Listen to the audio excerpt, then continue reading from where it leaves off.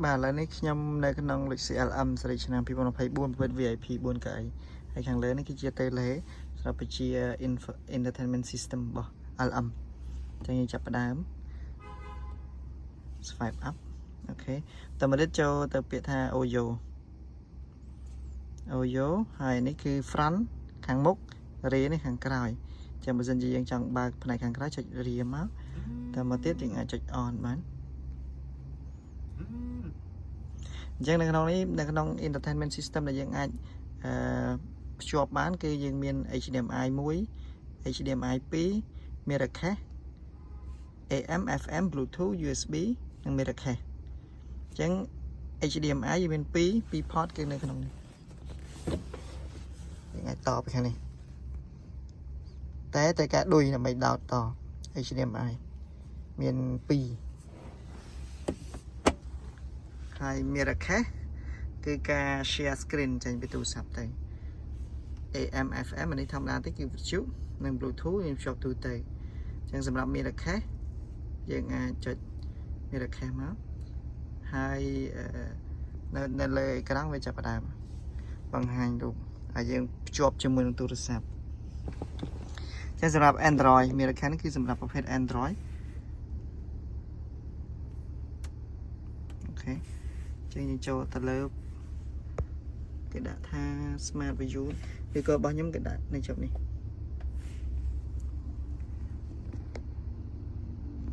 Smart View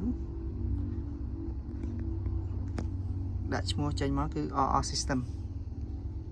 ចេញយើង connect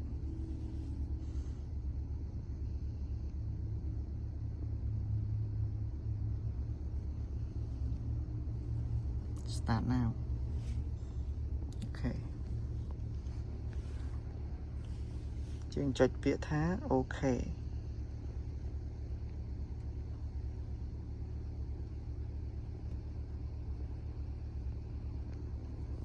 ចុចទៅ menu មកចុចយកអូខេមក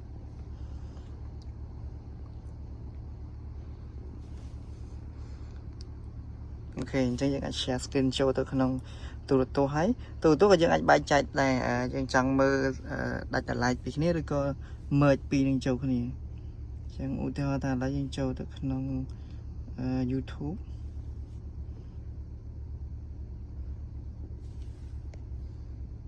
ចូលទៅក្នុង YouTube យើង play ពី YouTube វិញ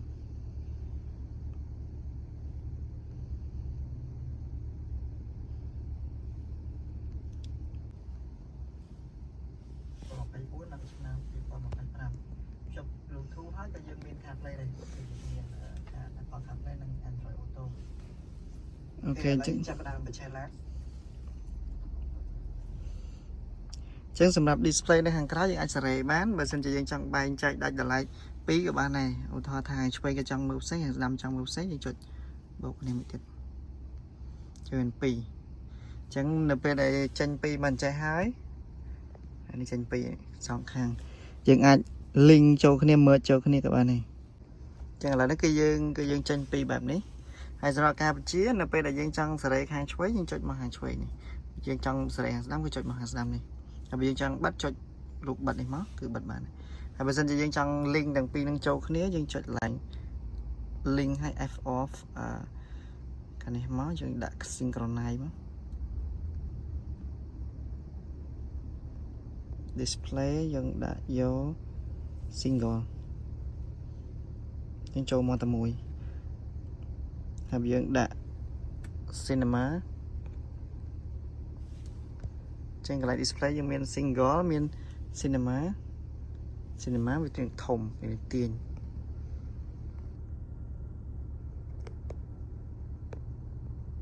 ហើយបើយើងដូរទៀត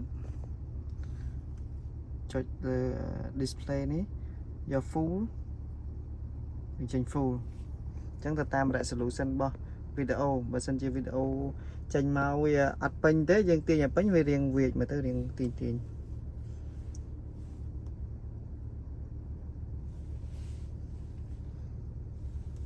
display មួយទៀតគឺ twin 2ដាច់តម្លៃដូចមិញនេះ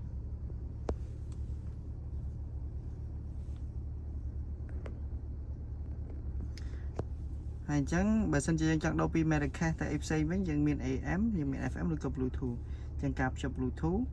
យើងចុចលើ Bluetooth នោះមកហើយនៅក្នុងទូរស័ព្ទរបស់យើងអាច search រកឈ្មោះរបស់ឡានហើយអាច connect Bluetooth បានហើយបើសិនជានៅពេលដែលវា load មកឲ្យយើងរើសឬក៏ click យើងចុចលើ menu ដើម្បី click វាមាន OK ឬក៏ព្រួញឆ្វេងទៅស្ដាំបាទមានប៉ុណ្នេះចឹងសម្រាប់បងប្អូនដែលមានចម្ងល់ឬក៏ចាប់អារម្មណ៍ដូច CLM នេះអាចជួយមកមើលបាននៅ Toyota សាខាមានជ័យនៅផ្លូវ60ម៉ែត្រ